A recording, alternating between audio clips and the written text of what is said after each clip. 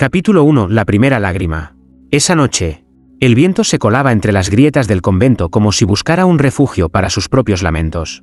Las monjas habían encendido las velas del altar, igual que cada tarde, sin sospechar que una de ellas no era como las demás. Yo estaba allí, observando desde el último banco de madera carcomida. Cuando ocurrió, al principio, nadie notó nada. El incienso flotaba en espirales lentas.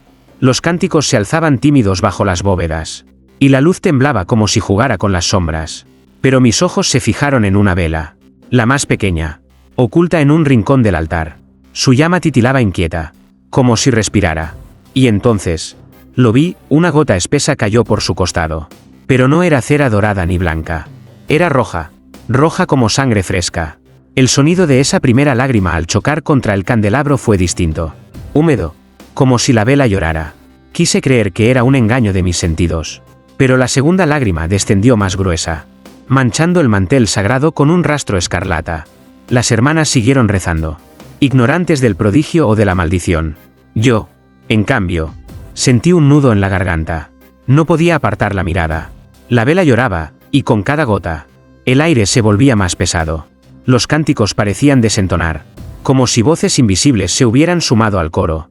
Recuerdo que una monja joven, al percatarse del color, se santiguó rápidamente, sus labios temblando al susurrar, «Ave María, protégenos». Pero la vela no se apagó. Lloraba más fuerte, como si respondiera al miedo. El capellán, un hombre de voz grave, interrumpió la misa al notar el murmullo entre los fieles.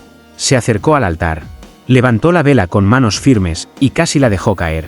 La cera líquida chorreaba como sangre por sus dedos. En sus ojos brilló algo que no era fe, sino espanto. Yo escuché, lo juro, un sollozo. No provenía de ninguna garganta humana. Venía de la llama misma, como si aquel fuego ardiera con dolor. El silencio que siguió fue insoportable. Nadie respiraba. Nadie se movía. Solo esa vela llorando lágrimas rojas que parecían suplicar. Esa noche entendí que no estábamos frente a un milagro. Era un aviso. Una herida abierta en el altar. Y lo peor, es que cada gota que caía no desaparecía. No se endurecía como la cera común. Se absorbía en la madera, como si el suelo mismo bebiera aquella sangre silenciosa. Yo fui el único que no apartó la vista hasta el final. Y por eso lo digo con certeza, la vela no lloraba por sí misma. Lloraba por nosotros. Capítulo 2. El murmullo del altar. Desde aquella noche, el convento ya no volvió a sonar igual. No era el repique de la campana, ni el eco de los pasos sobre las losas frías. Era otra cosa, algo que parecía respirar en las paredes, algo que no venía de nadie. Sin embargo, se oía en cada rincón. Yo regresé a la capilla al amanecer, impulsado por una mezcla de miedo y fascinación. La vela aún ardía. Había consumido parte de su cuerpo, pero seguía llorando lágrimas rojas, cada vez más densas, como si quisiera agotar un pozo que nunca terminaba. El aire olía a hierro, a un incienso desconocido que quemaba la garganta. Fue entonces cuando lo escuché, un murmullo. Al principio creí que era viento colándose por las grietas, pero pronto comprendí que eran palabras, sílabas entrecortadas, en un idioma que no reconocí, aunque me atravesaba como si lo supiera de memoria. Era una oración torcida, un rezo pronunciado al revés. Las monjas entraron en fila, portando rosarios, y se quedaron inmóviles al escuchar el mismo susurro. Nadie se atrevió a hablar. El murmullo venía del altar, justo donde la cera roja se había impregnado la noche anterior, y con cada palabra, las gotas parecían latir, expandiéndose en círculos oscuros sobre la tela sagrada. Una hermana anciana, la más devota, cayó de rodillas y gritó: «Es la voz de los condenados». Su grito retumbó en la capilla, pero las demás no se movieron. Permanecían atrapadas, con los ojos clavados en el altar como si el murmullo las obligara a escuchar. Yo avancé un paso, temblando. No sé por qué lo hice. Tal vez porque sentí que aquellas voces querían algo de mí. O tal vez porque ya estaba marcado desde la primera lágrima. Y en ese instante lo supe, el altar estaba vivo. Respiraba. Rezaba. Y su plegaria no era para Dios. La vela ardió más fuerte, como si se alimentara del miedo de todos. Las llamas de las demás velas titubearon, pequeñas, como si obedecieran a una fuerza mayor. El murmullo se elevó hasta convertirse en un coro ahogado. Un canto fúnebre que ninguno de nosotros conocía, pero que nos hizo llorar en silencio. Nadie lo dijo en voz alta, pero todos lo sentimos, si la vela lloraba por nosotros. El altar estaba empezando a responder. Yo cerré los ojos, con el corazón desbocado. Y comprendí que aquello apenas era el principio. Capítulo 3. La monja que no dormía. Después de aquellas noches, el convento se volvió un lugar donde el sueño era un lujo imposible. Nadie hablaba en voz alta. Nadie se atrevía a mencionar lo que había visto u oído. Sin embargo, había una monja que empezó a cambiar de manera evidente. Se llamaba Sor Clara, la más joven, la de ojos inquietos que siempre parecía escuchar más de lo que debía. Yo la observaba desde los bancos oscuros, mientras fingía rezar. Su rostro estaba pálido, sus labios resecos, como si cada noche le arrancaran el descanso. Y era cierto, Sor Clara no dormía. Vagaba por los pasillos con un candil tembloroso, murmurando plegarias entrecortadas, deteniéndose siempre frente al altar donde la vela seguía llorando cera roja. Una madrugada me atreví a seguirla. El convento estaba en silencio, salvo por el crujido de la madera vieja bajo nuestros pasos. Sor Clara avanzaba como sonámbula, pero sus ojos estaban abiertos, fijos en la llama roja que parecía llamarla. Yo escuchaba un murmullo, igual que en los días anteriores, pero ella lo repetía en voz baja, palabra por palabra, como si lo entendiera.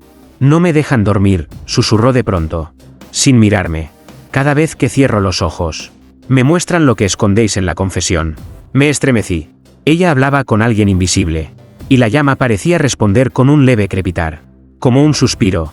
Sor Clara se arrodilló y acercó la mano al altar. La cera caliente la tocó, roja y ardiente, pero no gritó. Al contrario, sonrió débilmente, como si aquella quemadura fuera una caricia. «La vela me muestra lo que ocultáis», dijo con voz quebrada. «Cada mentira, cada secreto, la sangre que corre sin derramarse». No tuve fuerzas para acercarme más. La vi llorar, pero sus lágrimas no eran transparentes, eran rojas, igual que las de la vela. Su velo blanco quedó manchado de gotas oscuras que nadie más vio al amanecer. Desde esa noche, Sor Clara dejó de hablar con las hermanas. Solo escuchaba, solo repetía, y cada vez que alguien se arrodillaba en confesión, ella aparecía detrás, con los ojos hundidos, como si ya supiera el pecado antes de que fuera pronunciado. Yo lo entendí demasiado tarde. La vela había encontrado en ella una lengua, un cuerpo dispuesto a no dormir jamás, para mantener viva la vigilia de lo prohibido. Capítulo 4. El niño del crucifijo roto. El convento no estaba completamente aislado. A veces, los campesinos de las aldeas cercanas traían a sus hijos para las misas dominicales, buscando protección o consuelo. Aquella mañana, entre los bancos desgastados, apareció un niño de no más de 8 años, con el crucifijo colgado al cuello. Un crucifijo viejo, con una grieta en la madera, como si hubiese sido partido y vuelto a unir a la fuerza. Yo lo vi desde lejos, sentado en silencio, con los ojos muy abiertos. No cantaba, no rezaba, solo miraba fijamente la vela que seguía ardiendo en el altar. Esa llama que no había dejado de llorar cera roja desde la primera noche. Durante la misa, el capellán alzó el cáliz, y en ese instante, una gota pesada cayó de la vela, más oscura que nunca. El niño se estremeció, y el crucifijo en su pecho se agrietó un poco más, como si respondiera al dolor. El sonido de la madera al romperse hizo que todos giraran la cabeza, pero nadie se atrevió a hablar. El pequeño bajó la vista hacia su crucifijo, lo sostuvo con ambas manos, y entonces ocurrió, de la grieta brotó un hilo rojo, líquido, tibio. No era pintura ni polvo viejo, era sangre. Sangre que corría por sus dedos como si la cruz misma llorara con la vela. Un murmullo recorrió la capilla. Las monjas se persignaron, y algunas retrocedieron hasta las paredes, murmurando oraciones apresuradas. Pero el niño no lloró. Se quedó inmóvil, con la cruz sangrando en su pecho, los ojos brillando como si viera algo que nosotros no podíamos. Yo lo escuché. Sí, lo escuché claramente. El niño no abrió la boca, pero en el aire resonó una voz infantil, quebrada, que decía: «No quieren ver, no quieren escuchar, pero él está aquí, llorando con la vela». El capellán intentó arrancarle el crucifijo, pero apenas lo tocó. Gritó como si el fuego lo hubiera quemado. El niño, en cambio, no mostró dolor, solo levantó la mirada hacia el altar, y en sus ojos había un brillo rojo, el reflejo exacto de la llama. Desde aquel día, nadie volvió a escuchar su voz. El niño se quedó mudo, encerrado en un silencio más hondo que cualquier rezo. Pero cada vez que alguien pasaba frente a él, juraba ver en sus ojos las palabras que la vela aún no había dicho. Yo lo supe entonces, la cera roja ya no lloraba sola. Había encontrado en aquel niño un espejo, y en ese espejo, Dios y la sangre parecían confundirse en un mismo llanto.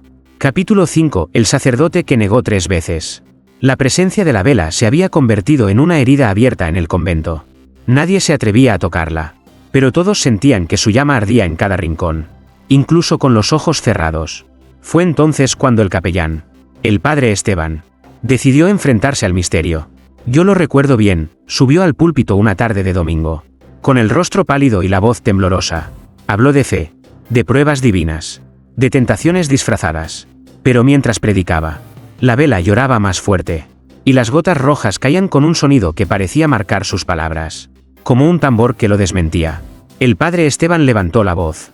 No hay sangre aquí, no hay demonios. Esto no es más que cera y miedo. Y en ese mismo instante, la llama crepitó como un rugido, y 3 gotas gruesas cayeron al unísono sobre el mantel sagrado. Las manchas se expandieron formando lo que todos vimos, aunque nadie lo quiso nombrar, 3 cruces rojas, alineadas como cicatrices. El silencio fue insoportable.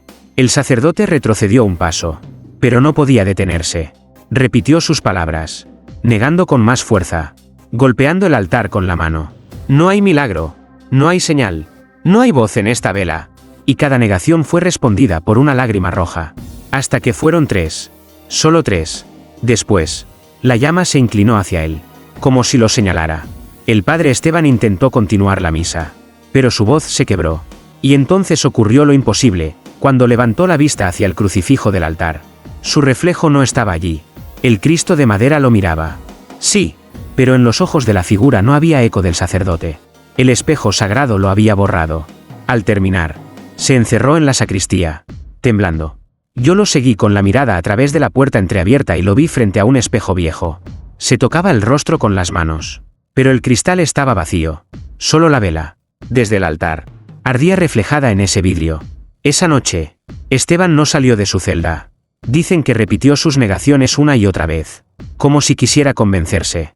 Pero todos en el convento sabíamos la verdad, la vela había tomado su reflejo, y lo había condenado por negar 3 veces. Y yo entendí, con un escalofrío, que no era solo un fuego maldito, era un juez, y cada lágrima roja era una sentencia. Capítulo 6. La procesión de sombras. La noche en que todo cambió. El convento estaba tan silencioso que hasta los relojes parecían haber olvidado latir. Yo me quedé rezando en los bancos traseros, con los ojos fijos en la vela que nunca se consumía. Su llama ardía con un brillo rojo, como si sangrara luz en lugar de cera. Entonces ocurrió. Las lágrimas que caían al suelo ya no se quedaban quietas. Esta vez se movieron. Primero una, luego otra, arrastrándose por las losas como gotas vivas. Se juntaron en el centro del altar y comenzaron a estirarse, a formar figuras alargadas, delgadas, oscuras, hasta que reconocí lo imposible, eran siluetas humanas. Yo las conté. 1, 2, 3, hasta 12 sombras pequeñas, todas sin rostro, avanzando lentamente como si respondieran a un llamado invisible. Caminaban en procesión, despacio, con una solemnidad fúnebre. Cada paso dejaba una huella rojiza que desaparecía al instante, absorbida por la piedra. Las monjas que aún velaban se quedaron paralizadas. Una de ellas, con un rosario en la mano, gritó almas en pena, y cayó desmayada. Nadie más se movió. Era como si las sombras nos hubieran quitado la voluntad. Yo escuchaba un murmullo, el mismo del altar, pero ahora más claro, más cercano. No eran voces de hombres ni de mujeres, sino un coro apagado, un rezo que parecía venir de debajo de la tierra.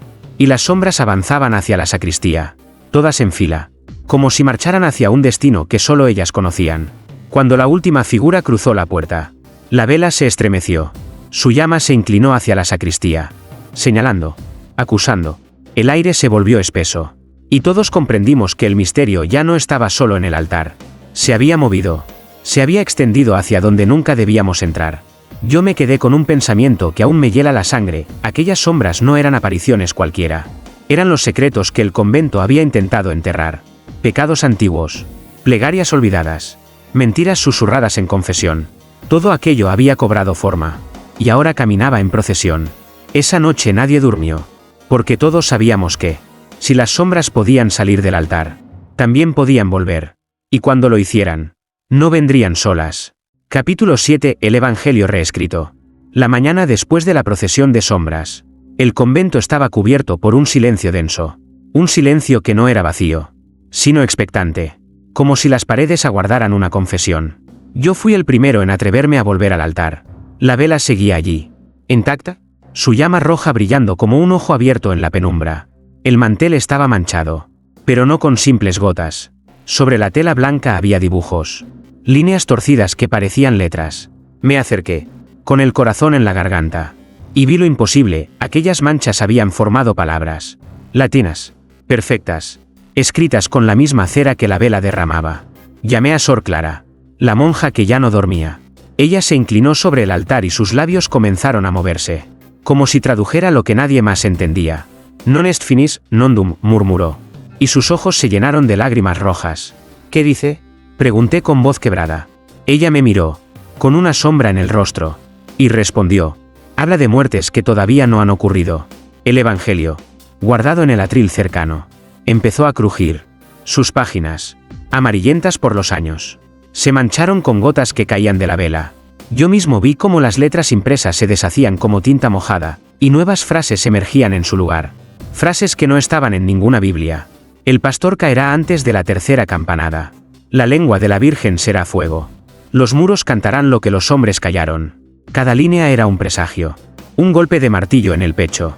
Las monjas retrocedieron, algunas llorando, otras rezando en voz alta. Pero Sor Clara permaneció inmóvil, con la mirada fija en las páginas que se reescribían solas. El padre Esteban, el sacerdote sin reflejo, irrumpió en la capilla. Tomó el Evangelio con manos temblorosas y lo cerró con violencia, intentando detener lo inevitable. Pero las letras seguían grabándose en la cubierta de cuero, como si ardieran desde dentro. Yo lo supe en ese momento. La vela no solo lloraba. La vela escribía. Cada lágrima roja era una palabra. Y cada palabra era una sentencia. El altar ya no guardaba los secretos. Los proclamaba. Y mientras los cantos desesperados llenaban la capilla, yo escuché en mi interior una certeza insoportable. Aquello no era un evangelio de salvación. Era un evangelio nuevo, escrito en sangre y fuego, destinado a anunciar nuestra caída. Capítulo 8. El grito bajo el coro. Esa noche, el convento estaba más lleno que nunca. Los rumores habían llegado a los campesinos de los alrededores, hablaban de una vela que lloraba sangre y de un evangelio que se escribía solo. Vinieron buscando un milagro, pero lo que encontraron fue otra cosa. La misa comenzó con un aire denso, sofocante. El padre Esteban, sin reflejo, recitaba las oraciones con la voz quebrada. Las monjas, pálidas, seguían el coro con un temblor en las gargantas. Y yo, desde mi banco, sabía que algo iba a ocurrir. La vela ardía más roja que nunca, su llama alargada, inclinada hacia el suelo, como si apuntara hacia las losas. De pronto, una gota espesa cayó al centro del pasillo y no se apagó. Se hundió en la piedra, absorbida como si hubiese encontrado carne bajo el suelo. El coro entonaba un Kyrie eleison cuando el aire se heló. Entonces ocurrió, desde debajo de las losas, emergió un grito. No era un lamento humano, era un alarido áspero, interminable, que vibró en los huesos de todos los presentes. Un grito que parecía contener 1000 voces en una sola. El canto del coro se quebró. Se convirtió en chillidos, en súplicas. Algunas monjas cayeron de rodillas, otras huyeron hacia las paredes. Pero el grito seguía allí, saliendo de las entrañas de la tierra. Yo cerré los ojos un instante, y lo sentí. No venía de un cuerpo enterrado, ni de un fantasma. Venía de la piedra misma, de los cimientos del convento, como si el suelo estuviera vivo y suplicara. El Evangelio sobre el atril se abrió de golpe, sus páginas agitadas por un viento que nadie más sentía. Nuevas palabras aparecieron escritas con cera roja. Lo que yace bajo vuestros pies pedirá su turno, y hablará con gritos. El padre Esteban golpeó el suelo con el báculo, como queriendo acallar aquel eco, pero el grito se transformó en carcajada. Sí, una carcajada sorda, burlona, que resonó en cada rincón de la capilla. Y cuando por fin cayó, el silencio fue aún peor. Nadie se atrevió a respirar, nadie osó cantar. Solo la vela continuaba llorando, cada lágrima cayendo como un reloj macabro, recordándonos que lo que había despertado bajo el coro todavía no había terminado de hablar. Esa noche entendí que el grito no fue un accidente, fue una advertencia. Y lo más terrible era saber que vendrían más voces, y que todas pedían ser escuchadas. Capítulo 9. La última confesión de la abadesa. La abadesa llevaba días enferma, recluida en su celda, apenas sostenida por las plegarias de las hermanas que la rodeaban. Su rostro se había consumido, como si la misma vela del altar le chupara la vida desde lejos.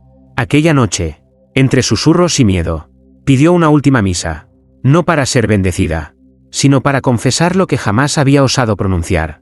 Yo estuve allí, observando cómo la trasladaban en un sillón de madera hasta el centro de la capilla. Sus manos temblaban sobre un rosario desgastado, y sus ojos, hundidos, buscaban únicamente la llama roja que ardía en el altar.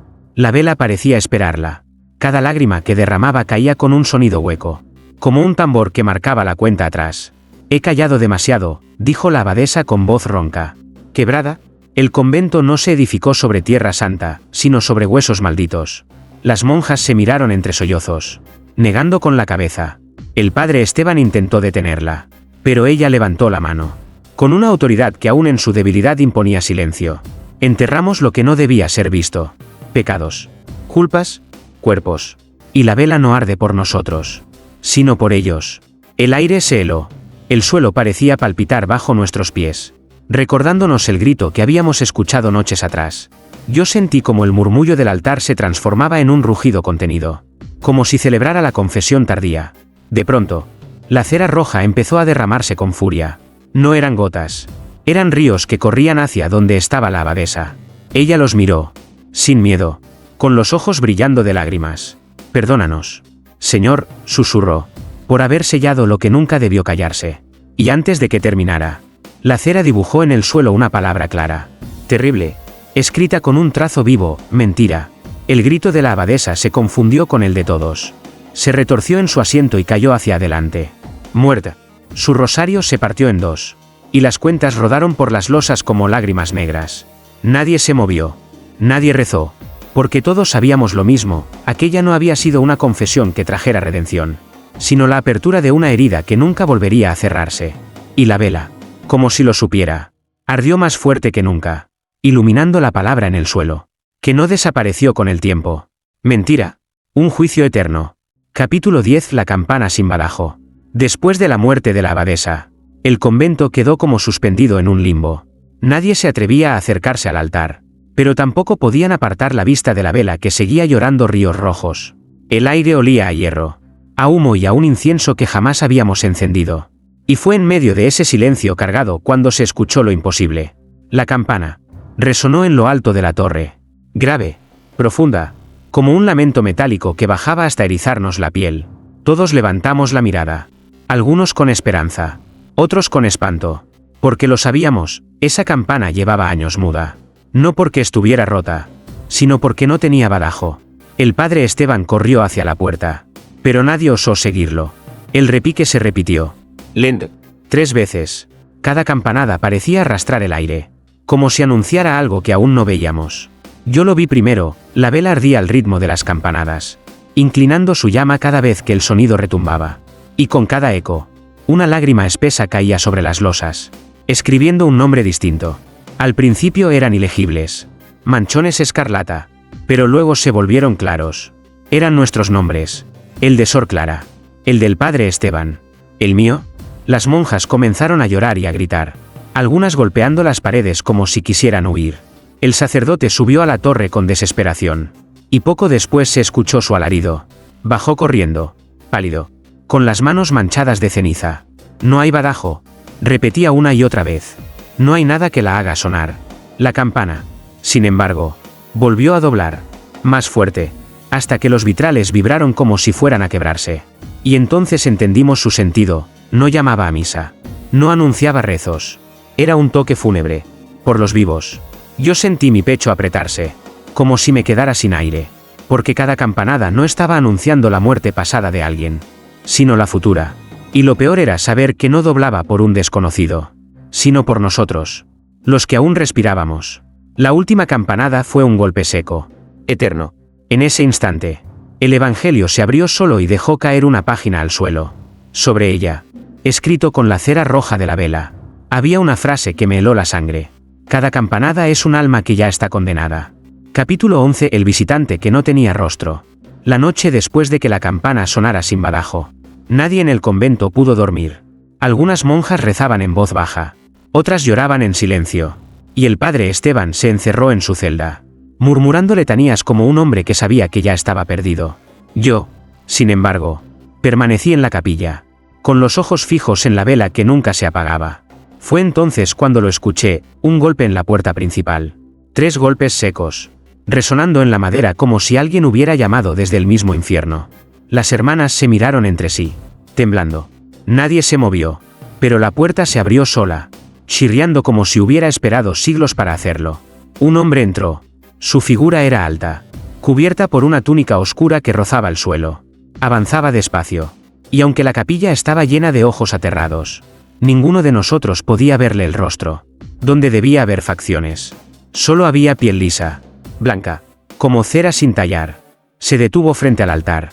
La vela ardió más fuerte, casi negra en su núcleo, como si reconociera al visitante. El silencio era tan espeso que hasta el crujido de la madera parecía un grito. El hombre extendió la mano. Sus dedos eran largos, demasiado largos, y se inclinaron hacia la llama. No la apagó, no la tocó, solo la acarició con un gesto de ternura imposible. Y la vela, en respuesta, lloró con furia, derramando ríos rojos que inundaron el mantel sagrado. Sor Clara rompió el silencio. ¿Quién eres?, susurró con voz rota. El visitante giró la cabeza hacia ella, pero no había ojos, ni boca, ni nada que respondiera. Sin embargo, todos escuchamos su voz, no en el aire, sino dentro de nosotros. Soy el testigo. El eco de esas palabras vibró en nuestros huesos.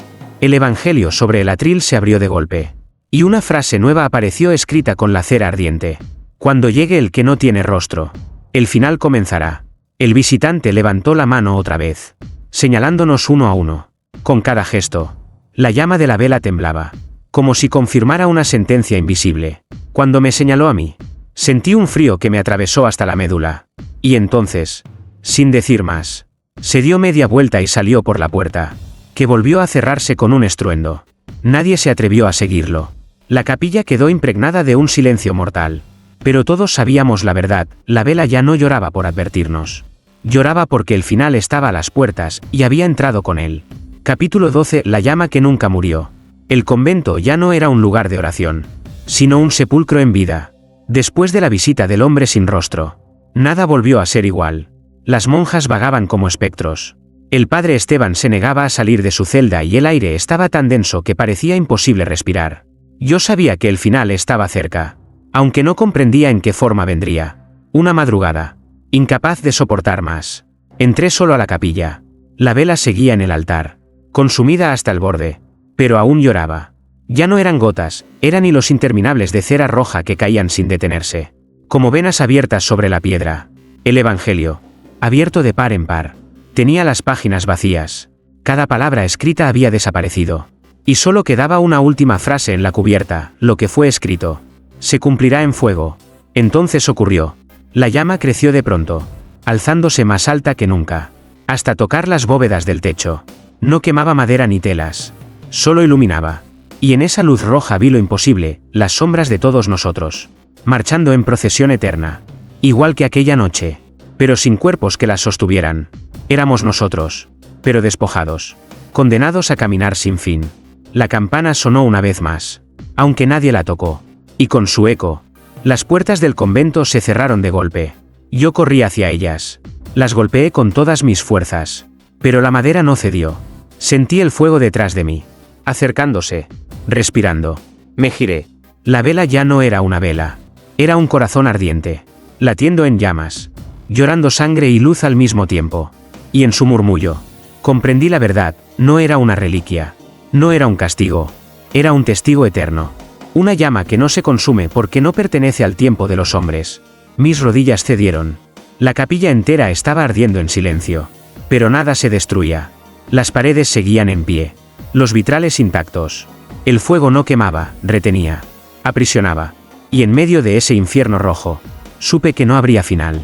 Solo permanencia. La última imagen que guardo es la llama reflejada en mis ojos. No se apagaba. No disminuía.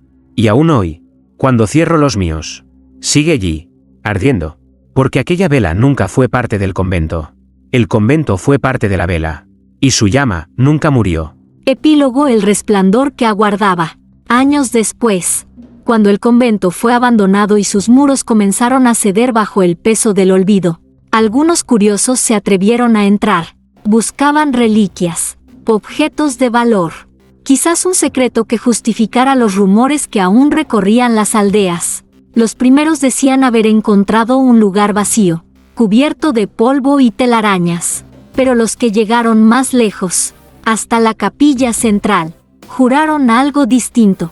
Allí, en el altar ennegrecido, no había restos de monjas ni del sacerdote, ni siquiera un crucifijo, solo una vela diminuta, consumida hasta la raíz, y sin embargo encendida. Su llama era roja, inmóvil, como una pupila vigilante. No desprendía calor, pero iluminaba cada sombra, revelando en los muros palabras escritas que nadie reconocía, oraciones torcidas, nombres olvidados, sentencias sin fecha. Uno de los hombres intentó tocarla. El resto escuchó su grito atravesar la nave, un grito que no parecía humano, sino arrancado de la misma tierra. Lo hallaron de rodillas, con los ojos fijos en la llama, incapaz de parpadear. Desde entonces, aseguran que ya no habla, solo sonríe, como si escuchara un rezo que nadie más oye. El convento volvió a cerrarse, pero la historia no. En las noches más frías, cuando las campanas de los pueblos callan, algunos juran ver a lo lejos un resplandor rojo, respirando en la oscuridad, y los que saben, los que escucharon los susurros en el viento, no dudan, la vela sigue allí, testigo eterno, juez silencioso, llama que nunca muere, porque lo que lloraba no era cera, ni siquiera sangre, era la memoria de todos los pecados que aún no han sido confesados.